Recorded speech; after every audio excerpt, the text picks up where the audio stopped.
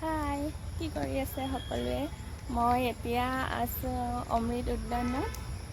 সন্ধিয়া হৈ গ'ল, বাকীখিনি দেখাব নোৱাৰিলোঁ মানে কি ইয়াত আন্ধাৰ হৈ গ'ল যে, চবতে লাইট নাই। এইখিনি জেগাত লাইট আছে, তাৰ কাৰণে অলপ ভিডিঅ' কৰি লওঁ বোলো।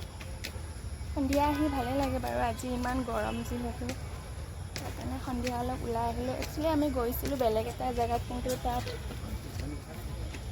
সোমাব নোৱাৰিলোঁ, তাত সোমাব নিদিয়ে, সেইকাৰণে ইয়াত আহিছোঁ।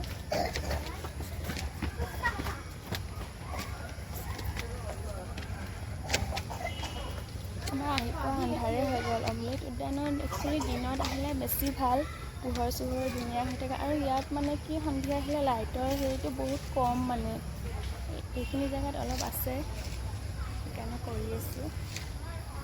মানুহ বহুত কম বাৰু, মানুহ বেছি নাই, মানুহ বহুত পাতল।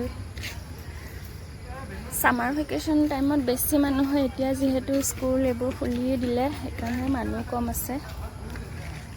এইখিনিতে এনেই অলপ ঘূৰা পকা কৰি আছোঁ। আৰু আজি ইমান গৰম পৰিছে, সন্ধিয়া ওলাই আহি এনেও ভাল লাগে।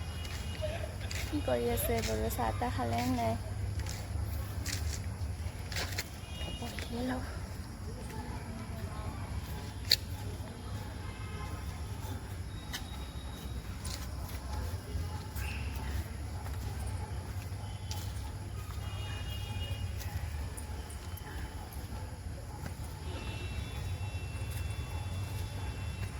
এইখিনিতে অলপ লাইট আছে ন, এইখিনি অলপ পোহৰ আছে।